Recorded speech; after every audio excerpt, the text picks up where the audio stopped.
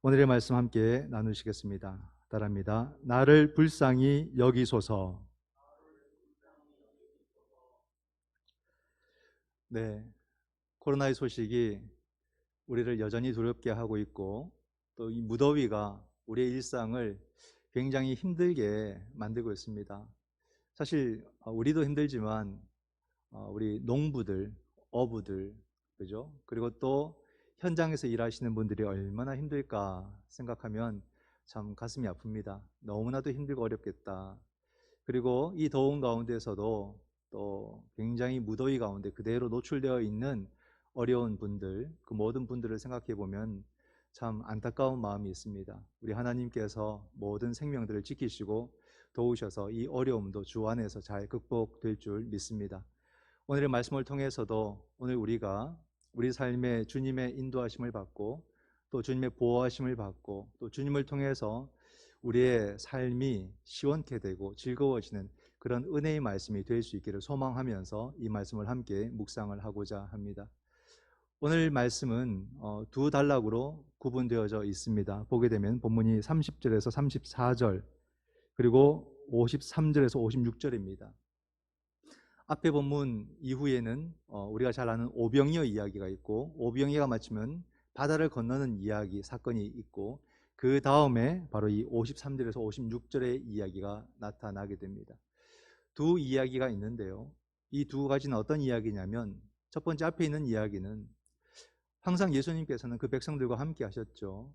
그런 가운데 수많은 사람들이 예수님에게로 몰려왔다. 그죠? 그래서 예수님과 제자들은 쉴 수가 없었어요. 늘 사람들이 함께 했기 때문에 그러다 보니까 밥도 제대로 못 먹고 쉬지도 못하니까 너무 힘들었던 겁니다. 해서 이제 자리를 좀 피하고자 배를 타고 장소를 옮기게 된 겁니다. 그런데 사람들이 예수님과 제자 일행을 가만두지를 않습니다. 같이 또 따라갑니다. 막 따라가는 그 백성들을 이렇게 주님께서 보신 거죠. 보실 때에 주님께서 그렇게 생각하셨습니다. 목자 없는 양무리처럼 보신 거예요. 그래서 불쌍히 여기셔서 그들을 가르치셨다라고 성경이 말해주고 있습니다. 두 번째 이야기는 뭐냐면 주님께서 게네사렛 지역으로 가셨습니다. 근데 거기서는 다른 데서 볼 수 없는 좀 특이한 일이 일어났습니다. 많은 병자들이 쭉 나오기 시작하는 거예요. 수많은 병자들이 나왔고 그들이 주님을 통해서 병이 낫는 그런 장면을 오늘 말씀이 보여주고 있다는 겁니다. 예수님의 사역이 가르치고 고치고 전하시고 이 세 가지죠. 근데 이 세 가지를 보여주면서 주님은 우리를 고치시는 분이시다. 그죠? 여기서 보게 되면 가르치셨다, 몸을 고치셨다 이렇게 말합니다. 가르치시는 것은 우리의 생각과 우리의 사고를 건강하게 만들어 주시는 거예요. 올바로 생각할 수 있도록, 올바로 판단할 수 있도록 우리의 생각을 건강하게 만들어 주시죠. 고치시는 것은 결국 우리 몸과 마음을 건강하게 만들어 주시는 겁니다. 이걸 보게 될 때 정말로 우리 주님이 진정한 우리의 구원자다는 것을 우리가 생각해 볼 수 있습니다. 우리의 삶의 모든 것을 치유하시고 구원하시는 분은 바로 우리 주님이시다는 것을 말해주고 있습니다. 그래서 오늘 우리는 이 말씀 속에서 두 번째 이야기를 중심으로 해서 함께 묵상을 해보고자 합니다. 예수님께서 여러 동네를 이렇게 다니십니다. 다니시는 베세다도 다니시고 오늘 보니까 그런 가운데서 게네사렛이라는 지역으로 가시는데 그곳은 갈릴리 북쪽 지역입니다. 갈릴리는 어떤 곳일까? 예루살렘에서 밀려 나온 사람들이 자꾸 가다 이 갈릴리까지 가는 겁니다. 즉 예루살렘과 갈릴리는 항상 비교되는 곳이에요. 우리가 지난 2주 동안에 다윗에 대한 말씀을 묵상을 했습니다. 다윗이 했던 훌륭한 업적이 뭐라고 했습니까? 여부수에서 헤브론에서 예루살렘으로 수도를 옮긴 거죠. 그래서 여부수 속에 사는 그 예루살렘을 탈취하고 거기에다가 수도를 삼은 겁니다. 그럼으로써 정치적인 큰 성과를 이루었다고 했습니다. 예루살렘이 온 이스라엘의 정치적인 중심이 되게 된 것이죠. 그리고 난 뒤에 다윗이 한 또 중요한 일이 있는데 법궤를 예루살렘으로 가져옴으로써 이 예루살렘을 신앙의 중심으로 삼게 되는 겁니다. 정치와 신앙의 중심이 예루살렘이 되게 한 거예요. 그때부터 해서 예루살렘은 항상 모든 이스라엘의 중심이 된 겁니다. 그러니까 거기에는 정치, 경제, 사회 모든 것이 집중되는 곳이 되고 그러므로 이것이 시대가 쭉 흘러서 신약에 이르기까지 이 과정 속에서 또 많은 변질이 이루어집니다. 즉 기득권을 가진 사람들은 예루살렘을 중심으로 모이고, 소외되고 아프고 병들고 또 실패한 사람들은 점점 거기서 벗어나서 갈릴리로 가게 되는 거죠. 그렇기 때문에 예수님께서 항상 갈릴리에서 사역을 하셨습니다. 마지막에 십자가를 지시기 위해서 예루살렘으로 올라가시지 항상 주님은 갈릴리를 중심으로 사역을 하셨다는 것을 알 수가 있습니다. 그래서 하루는 게네사렛이라는 지역으로 가십니다. 그 지역에서는 특별히 병든 자들이 무수히 쏟아져 나오는 장면이 오늘 본문에도 있습니다. 55절로 56절 말씀을 보게 되면 그 온 지방으로 달려 돌아다니며 예수께서 어디 계시다는 말을 듣는 대로 병든 자를 침상째로 메고 나오니 아무데나 예수께서 들어가시는 지방이나 도시나 마을에서 병자를 시장에 두고 예수께 그의 옷가에라도 손을 대게 하시기를 간구하니 손을 대는 자는 다 성함을 얻으니라. 여러분 이 장면을 한번 상상해 보십시오. 그려지지 않습니까? 이 당시에는 수많은 병자들이 있는 거예요. 오늘날 우리도 많은 병을 안고 살아가죠. 병이 없는 사람은 없을 겁니다. 그러나 지금은 이것이 컨트롤이 돼요. 다스려집니다. 근데 이 당시는요, 작은 병으로 또 죽어요. 또 항상 작은 병이 생기면 이 병을 키우게 됩니다. 그냥 그대로 떠안고 살다가 운명처럼 죽게 되는 그런 사회 아니겠습니까? 고대 사회가. 그러니까 가정마다 거의 죽음의 지경에 이른 사람들이 다 거의 있는 거예요. 이 사람들은 자기 힘으로 병을 고칠 수가 없고요. 누가 병을 고쳐준다고 해도 갈 수도 없는 사람들. 그러니까 어떻습니까? 침상째로 식구들이나 친구들이 옮겨주는 겁니다. 근데 한두 사람이 아닙니다. 이 광경을 한번 생각해 보세요. 죽어가는 그 환자들이 시장에 그득합니다. 그리고 골목골목마다 예수님께서 다니실 만한 그 길목마다 환자들이 다 길에 나와 있는 거예요. 막 여기도 저기도 신음소리가 나고 이런 장면이 연출이 되고 있는 거죠. 이토록 우리에게 환자들이 많았을까, 죽어가는 사람들이 많았을까, 아마 그 당시 사람들도 놀랐을 겁니다. 수많은 병자들이 나오니까. 그런데 그 가운데로 예수님께서 다니시면서 예수님의 옷자락을 만지는 사람들이 병이 다 나았다라고 말을 해준다는 사실이죠. 참 놀라운 일입니다. 그 병자들이 나았다. 복음서에 보게 되면 예수님께서 병 고치는 이야기가 상당히 많이 나옵니다. 예수님의 사역 속에서 가르치고 고치고 전하시고 이 세 가지인데요. 이 고치는 것이 상당한 많은 비중을 차지한다는 것을 우리는 알 수 있습니다. 여러 가지 병이 있죠. 나열하기도 힘듭니다. 문둥병이라고 하는 한센병도 있고, 또 중풍병도 있고, 열병도 있고, 또 시각장애인, 또 듣지 못하는 청각장애인, 여러 가지 많은 장애인들을 고치는 그런 장면들도 나오고, 심지어는 죽은 자도 살리시는 그런 이야기들이 많이 나옵니다. 그런데 여러분, 그 이야기들과 오늘의 이야기가 약간 다른 점이 있다면 뭐가 있겠습니까? 같은 병을 고치는 이야기인데요. 다른 병을 고치는 이야기에서 보게 되면요, 예수님이 직접적으로 행하십니다. 예수님이 어떤 구체적인 행동을 하시거나 말씀을 하시거든요. 에바다 라고 하시든지 달리다쿰이라고 하시든지, 아니면 너의 믿음이 너를 구원하였느니라 이렇게 말씀을 하시든지, 여러 가지 모습으로 주님께서 보여주시죠. 그건 1인칭 시점입니다. 근데 오늘 본문은요, 꼭 예수님이 없는 것처럼 보여요. 3인칭 시점처럼 보입니다. 여기서 주체적으로 나타나는 사람들은 환자들이에요. 그 환자들이 직접, 그죠? 이제 길거리로 나오게 되고, 그 환자들이 주님의 옷자락을 만지고, 그들이 주인공처럼 등장해서 이 장면이 묘사되고 있는 겁니다. 혈루증 여인의 이야기와는 좀 유사한 것 같습니다. 혈루증 여인의 이야기도 보게 되면은 예수님은 가려져 있고 여인이 막 등장을 합니다. 그래서 군중들 사이를 비집고 들어가서 예수님의 옷자락을 만지는 그런 이야기, 그걸 보게 될 때 오늘의 이야기는 우리에게 무엇을 전해주고 있을까? 무엇을 말하고 싶은 것일까라는 겁니다. 우리들의 삶의 자리가 이토록 분주하고 신음소리가 나고 왁작지껄합니다. 근데 마가는 이 가운데에서 바로 그러한 우리들의 죽어가는 삶의 자리, 병든 그 삶의 자리 중심에 예수가 계신다, 이걸 말해주고 싶은 거죠. 우리가 주체적으로 살아가는 그 삶의 중심에 주님이 없는 듯 우리가 생각하면서 불안해하고 힘들어하고 막 이런 것 같지만은 예수께서 중심에 계신다는 것을 마가가 우리에게 보여주고 있다는 사실입니다. 그죠? 주님이 등장하지 않습니다. 뭔가 이렇게 구체적인 말씀도 없고 행위도 없어요. 그러나 우리 가운데 있는 그 주님을 통해서 사람들의 병들이 낫고 있다는 것을 보여주고 있는 거죠. 이게 얼마나 중요한 일인가. 여러분, 마가가 어떤 시각을 가지고 오늘 글을 쓰고 있을까? 이걸 한번 생각해 보십시오. 이 마가가 참 대단한 사람인데요.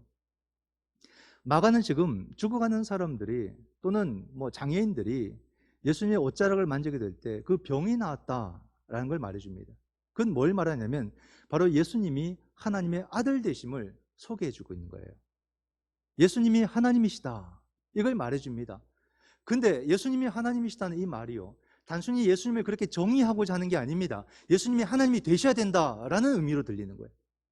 주여, 주님은 하나님이셔야 됩니다 라는 그 마가의 심정으로 들린 겁니다. 왜? 지금 우리가 살아가는 삶의 자리를 보십시오. 죽어가는 삶의 자리, 신음소리가 넘쳐나는 자리, 모두가 병들어 있는 그 삶의 자리, 우리는 바로 구원자가 필요합니다 라는 그런 외침과도 같은 거예요. 그러므로 주님이 우리의 구원자가 되신다는 것이 얼마나 감격스러운 일이고 얼마나 놀라운 일인가. 34절 앞에 있는 이야기도 보게 되면 주님이 우리를 보시는 게 어떻다고요? 목자 잃은 양과 같은 불쌍한 영혼들로 보는 겁니다. 그러니까 주님의 마음이 그대로 이 글에 담겨져 있는 거예요. 주님의 마음. 앞에 이야기나 뒤에 얘기나 주님의 마음을 보여줍니다. 주님은요, 우리가 병 낫기를 원하십니다. 우리가 가난해서 해방되기를 원하십니다. 우리가 이 아픔에서 벗어나기를 원하시는 분이 주님이시고, 그게 주님의 갈망이고, 주님의 갈망이 어떻게 나타나고 표현되느냐, 당신의 옷자락을 우리를 위해서 내어주심으로 나타나는 거예요. 그 옷자락을 만지는 것. 그러므로 우리가 병이 낫고 우리가 치유받고 우리 삶이 회복된다는 것을 말해주는 거예요. 근데 이것이 뭐라고요? 단순히 치유하는 신유나 아니면 병고침이 아니라 구원이라는 거예요. 구원. 이게 바로 주님의 구원 사역이라는 것을 말해주는 거예요. 병고침이 구원 사역이에요. 가난에서 벗어나면 하나의 구원 사역입니다. 이게 얼마나 놀라운 일일까? 마태복음 11장에 보게 되면 그런 이야기가 있습니다. 세례 요한이 감옥에 갇혔어요. 헤롯에 의해서. 그때 세례 요한이 한 행동이 있습니다. 그건 뭘 했냐면 자신의 제자들을 시켜서 예수님에게 보내요. 그리고 질문을 하나 던집니다. 무슨 질문을 했냐면 당신이 바로 우리가 기다리던 그 메시아입니까? 라는 질문을 합니다. 근데 예수님의 답변이 참 묘합니다. 아리송합니다. 기다 아니다 이렇게 말씀을 하셔야 되는데 주님께서 꼭 동문서답하듯이 말씀을 하십니다. 마태복음 11장 5절 말씀을 보게 되면은 우리가 기다리는 메시아가 당신입니까? 라는 질문에 맹인이 보며 못 걷는 사람이 걸으며 나병 환자가 깨끗함을 받으며 못 듣는 자가 들으며 죽은 자가 살아나며 가난한 자에게 복음이 전파된다 하라. 그죠? 전부 다 병고침이에요. 즉 세례 요한이 메시아이십니까? 라고 묻는 그 질문에 제자들에게 말합니다. 가서 나를 통해서 병자들이 낫는다고 전해라. 이렇게 말씀을 하신 거예요. 주님께서 죽어가는 생명들을 살리고 고치고 회복시키는 것이 구원 사역이라는 것을 말해주는 겁니다. 요한은 그걸 알았어요. 이 말 딱 들을 때 당신이 메시아입니다라는 것을 요한은 알거든요. 그거예요. 주님의 그 사역이 우리에게 놀라운 구원이 된다는 것을 말해주고 있고, 이것이 우리가 해야 될 일이라는 것도 알게 되는 겁니다. 우리의 삶이 무너져고 우리의 모든 환경이 무너지고 우리의 근본 바탕이 불안하고 흔들리는 가운데 정말 우리는 주님을 통해서만 구원에 이를 수 있다는 거죠. 주님의 그 행동이 바로 생명사역이고 구원사역이라는 것을 오늘 말씀이 우리에게 보여주고 있을 때, 여러분, 우린 여기서 교회는 무엇을 위한 공동체인가? 교회론을 다시 한번 생각해 볼 수가 있습니다. 교회는 예배 공동체라고 하는데 단순히 예배를 드리기 위한 공동체가 아닙니다. 무엇을 위해서 예배를 드리느냐? 항상 예배가 가장 중요한데 그 예배가 왜 중요하냐? 그것은 바로요, 뭐겠습니까? 바로 이런 주님의 사역이에요. 사람이 사람답게 사는 그런 세상을 만들어가는 것. 그죠? 없다고, 못 배웠다고, 아프다고 무시되지 않고 소외받지 않는 그런 세상을 만들어가는 것. 모든 생명은 하나님의 형상으로 지음받았는데 그 생명들이 인간의 존엄을 지키고 회복하고 살아가게 하는 것. 교회가 바로 그런 일들을 해나가는 겁니다. 왜 예배 드리느냐? 자기 만족을 위해서 예배를 드리는 것이 아니라 바로 그런 세상을 만들기 위해서 예배를 드리는 거예요. 그러면서 우리가 그런 세상을 위해서 참여하고 헌신하고 섬기고 살아가는 거죠. 더더욱 여러분 교회 안에서는요, 모든 사람들이 다 공평하게 동등하게 기회를 얻을 수 있어야 되고, 더더욱 교회에서는 한 사람도 소외받지 않도록 하는 것이 중요합니다. 여러분, 사람을 소외시키는 행동, 그것이 얼마나 하나님을 대적하는 행동인가를 아셔야 돼요. 절대 그러지 않아야 되죠. 우리가 여기서 사람을 대하는 법을 제대로 배워야만이 세상이 나아가서 바로 그런 세상을 만들어 가는데 앞장선 예수 제자가 될 수 있다는 사실을 기억을 하셔야 됩니다. 여러분, 오늘의 말씀은요, 여기서 한 걸음 더 들어갑니다. 한 걸음 더 들어가요. 단순히 여기서 죽을 병에 걸린 사람들이나 장애인들이 주님을 통해서 병고침을 받았다라는 그 이야기가 아닙니다. 여기서 보게 될 때 여러분, 병든 자, 아픈 자, 소외된 자, 가난한 자, 그들에게만 예수님이 필요한가라는 거예요. 아니에요, 여러분. 그들만이 주님이 필요한 사람들인가? 아니라는 것입니다. 오늘 보게 되면 침상째로 길거리에 나와 있습니다. 환자들이 시장 바닥에, 또 골목에, 길거리에 나와 있어요. 근데 그 침상을 살 한번 열어보세요. 바로 거기에 누워있는 사람이 나 자신이라는 것을 알게 될 것입니다. 우리가 여러분 죽을 병에 걸린 사람들, 우리가 바로 병자들이 심한 병에 걸려서 살아가는 사람들, 그렇지 않습니까 여러분? 오늘날 우리의 실존이 너무나도 흔들려요. 불안해합니다. 마음의 안정이 없어요, 사람들이. 그죠? 만족도 없어요. 꼭 돈을 버는 것뿐만이 아니라 뭐 취미 생활이나 의미 있는 일을 해도 우리는 만족을 모르고 살아가는 겁니다. 이게 우리의 바탕과 근본이 무너졌다는 거죠. 그러다 보니까 우리가 어떤 모습을 갖게 되냐면요, 끊임없이 남을 비판하고, 끊임없이 남을 책망하고, 모든 책임을 남에게 돌리고, 남을 판단하고, 남을 정죄하고, 항상 남을 깎아내리고, 그런 모습을 자꾸 가지게 돼요. 왜? 그렇게 함으로 나를 높이게 되고, 나를 상대적으로 의롭게 만들어 가려고 하고, 그걸 통해서 내가 위로받으려고 하고, 그러는 모습을 갖고 있는 겁니다. 그런데 더 중요한 것은 내가 그런 상태에 있다는 것을 모르는 거예요. 아, 내가 그런 사람이구나, 이걸 모르는 겁니다. 자기를 읽지 못해요. 항상 나는 정상이고 남이 문제, 항상 나는 괜찮은데 남이 문제, 나는 건강하고 남이 아픈 거예요. 그러니 우리가 병든 사람 아니겠습니까? 진짜 병든 자가 바로 우리 자신이다. 그럴 때 여러분, 그리스도인들은 어떤 사람이냐, 이런 것을 볼 수 있는 사람이 돼야 돼요. 우리가 기독교 영성을 가지고 우리의 영적인 눈을 가진다는 것은요, 신비한 걸 본다는 게 아닙니다. 우리의 상태를 보는 거예요. 정말 오늘 우리의 현실이 이렇구나 하는 것을 보는 거예요. 이게 보는 게 왜 중요합니까? 이걸 볼 수 있어야 마가처럼 우리는 구원이 필요합니다라는 구원의 갈망을 하게 되는 거예요. 정말로 우리는 죽어가는 생명들이고 우리는 진짜 구원이 필요합니다라고 외치게 되고, 구원을 갈망하는 자의 그 외침이 뭐겠습니까? 그게 바로 오늘의 제목이에요. 나를 불쌍히 여기소서. 주님께서는 우리가 목자 없는 양처럼 여겨져서 불쌍히 여기셨다 했습니다. 그렇기 때문에 우리는 목자 되신 주님께 나를 불쌍히 여겨달라고 외치는 사람들이 되어야 됩니다. 주여, 내가 먼저 구원이 필요합니다 라고 고백할 수 있는 사람이 되어야 돼요. 여러분, 어떻게 생각하십니까? 오늘날 사람들은 자기가 불쌍히 여김받는 것을 굉장히 자존심 상해합니다. 내가 어때서? 그런 얘기를 아마 하지 않을까요? 그럴 만도 합니다. 현대인들은 참 삶을 잘 사는 것 같아요. 넉넉하게 사는 것 같습니다. 그리고 자기가 하고자 하는 것을 다 하고 살아가는 것 같아요. 뭐 직장도 안정적으로 갖고, 사업도 잘 되고, 또는 돈도 잘 벌고, 자녀도 아주 잘 됐고, 가정도 화목하고, 또 노후도 넉넉히 이미 잘 준비가 되어 있고, 심지어는 베풀기까지도 하고, 더 나아가서는 겸손한 사람이기까지도 하고. 그러면 여러분, 이 사람이 불쌍한 사람일까? 이 사람은 당당해도 되지 않을까? 그죠 여러분? 그러나 여러분, 한번 생각해 보십시오. 우리가 정말로 사회적 기준 속에서 남들보다 더 나은 위치와 더 나은 환경을 가졌다고 해서, 인품이 훌륭하다고 해서 나를 불쌍히 여겨 주소서라는 고백이 더 이상 필요 없는 사람일까? 그죠? 나는 이 고백을 안 하고도 살 수 있는 사람일까? 이걸 한번 생각해 보세요. 물론 각자가 생각하고 각자가 판단할 일입니다만, 저는 이 말씀을 준비하면서 저를 돌아봤을 때 신앙의 날들이 쌓여가고 목회의 날들이 쌓여가고 내 나이가 쌓여갈수록 제가 보니까요, 나를 불쌍히 여기소서라는 이 고백이 훨씬 점점 더 많아집니다. 이게 더 많아져요. 살면 살수록 저는 알겠어요. 내가 얼마나 부족한지.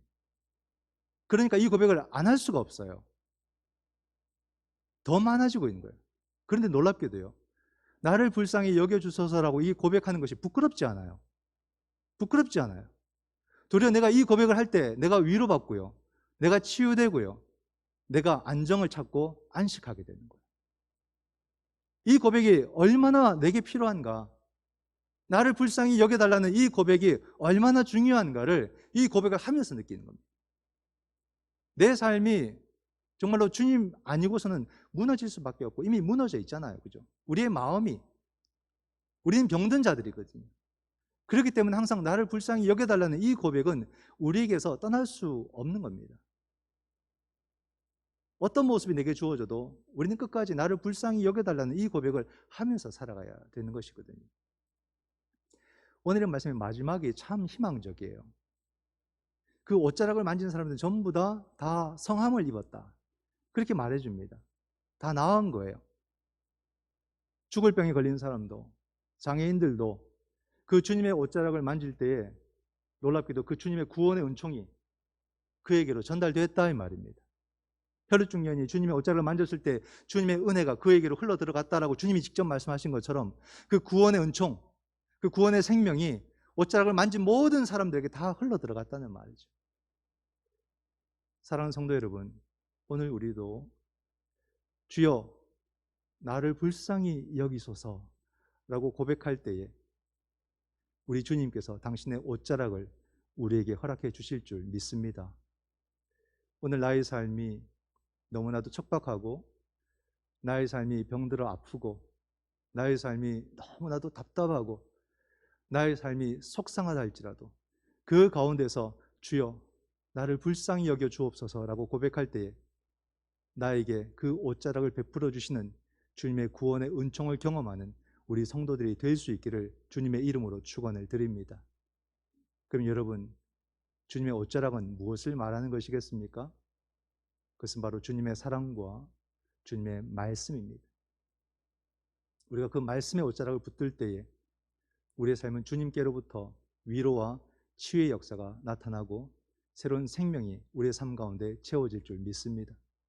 말씀의 옷자락을 붙들 때에 우리의 삶이 주님으로 말미암아 이제부터 새롭게 경험되는 놀라운 은혜가 우리 모든 성도들과 그 가정과 권속 위에 충만히 함께 하시기를 주님의 이름으로 축원드립니다. 아멘. 기도하겠습니다.